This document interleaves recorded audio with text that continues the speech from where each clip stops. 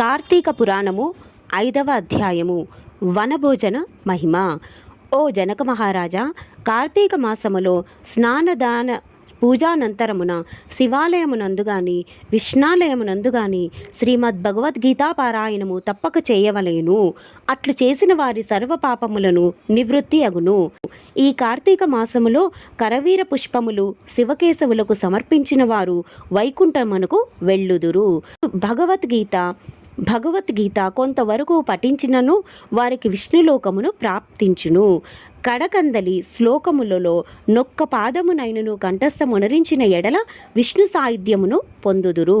కార్తీక మాసములో పెద్ద ఉసిరికాయలతో నిండి ఉన్న ఉసిరి చెట్టు క్రింద సాలగ్రామమును యథోచితముగా పూజించి విష్ణుమూర్తిని ధ్యానించి ఉసిరి చెట్టు నీడను భుజించవలేను. బ్రాహ్మణులకు కూడా ఉసిరి చెట్టు క్రిందనే భోజనము పెట్టి దక్షిణ తాంబూలములతో సత్కరించి నమస్కరించవలయును. వీలును బట్టి ఉసిరి చెట్టు క్రింద పురాణ కాలక్షేపములు చేయవలేను. ఈ విధముగా చేసిన బ్రాహ్మణ పుత్రునకు నీచ జన్మము పోయి నిజరూపము కలిగెను అని వశిష్ఠుల వారు చెప్పిరి. అది విని జనకరాజు, మునివర్య, ఈ బ్రాహ్మణ యువకునకు నీచ జన్మ మేల కలిగెను, దానికి కారణమేమి అని ప్రశ్నించగా వశిష్ఠుల వారు ఈ విధముగా చెప్పనారంభించిరి. కిరాత మూషికములు మోక్షమునందుట. రాజా, కావేరీ తీరమందొక చిన్న గ్రామమున దేవశర్మ యను బ్రాహ్మణుడు కలడు. అతనికి ఒక పుత్రుడు కలడు. వాని పేరు శివశర్మ. శివశర్మ చిన్నతనము నుండి భయభక్తులు లేక అతి గారాభముగా పెరుగుట వలన నీచ సావాసములు చేసి దురాచారపరుడై మెలుగుచుండెను. అతని దురాచారములను చూచి ఒకనాడతని తండ్రి కుమారుని పిలిచి, బిడ్డా, నీ దురాచారములకు అంతు లేకుండా ఉన్నది. నీ గురించి ప్రజలు పలు విధములుగా చెప్పుకొనిచున్నారు. నన్ను నిలదీసి అడుగుచున్నారు. నీ వల్ల కలుగు నిందలకు సిగ్గుపడుతూ నలుగురిలో తిరగలేకపోవచ్చున్నాను. కాన నీవు కార్తీక మాసమున నదిలో స్నానము చేసి శివకేశవులను స్మరించి సాయంకాల సమయమున దేవాలయములో దీపారాధన చేసిన ఎడల నీవు చేసిన పాపములు తొలగుటయే కాక నీకు మోక్షప్రాప్తి కూడా కలుగును. కాన నీవు అటుల చేయుమని బోధించెను. అంతట కుమారుడు, తండ్రి, స్నానము చేయుట వంటి మురికి పోవుటకు మాత్రమే కాని వేరు కాదు. స్నానము చేసి పూజలు చేసినంత మాత్రమున భగవంతుడు కనిపించునా? దేవాలయములో దీపములు వెలిగించిన లాభమేమి? వాటిని ఇంటిలోనే పెట్టుట మంచిది కాదా అని వ్యతిరేకార్థములతో పెడసరముగా సమాధానం ఇచ్చెను. కుమారుని సమాధానము విని తండ్రి, ఓరి నీచుడా, కార్తీక మాస ఫలమును అంత చులకనగా చూస్తున్నావు కాన నీవు అడవిలో రావి చెట్టు తొర్రయందు ఎలుక రూపములో బ్రతికెదవుగాక అని కుమారుని శపించెను. ఆ శాపముతో కుమారుడగు శివశర్మకు జ్ఞానోదయమై భయపడి తండ్రి పాదములపై పడి, తండ్రి క్షమింపుము, అజ్ఞానాంధకారములో బడి దైవమును దైవ కార్యములను ఎంతో చులకన చేసిన వాటి ప్రభావములను గ్రహించలేకపోతిని.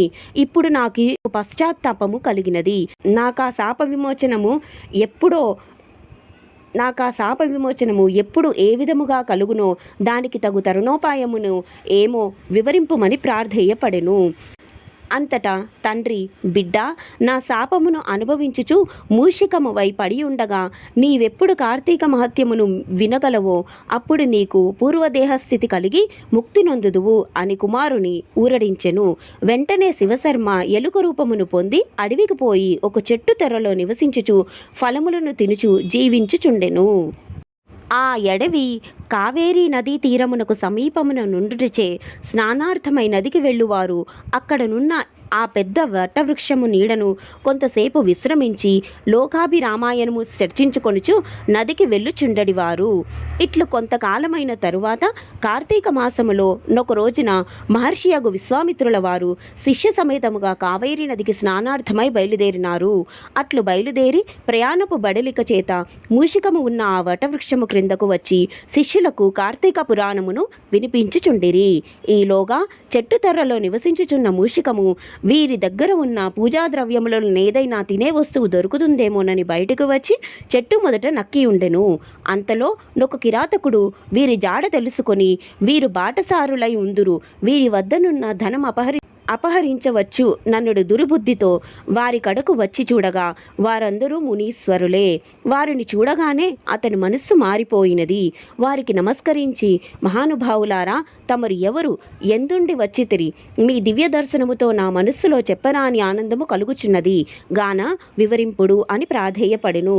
అంత విశ్వామిత్రుల వారు, ఓ ఈ కిరాతక, మేము కావేరీ నది స్నానార్థమై ఈ ప్రాంతమునకు వచ్చితిమి.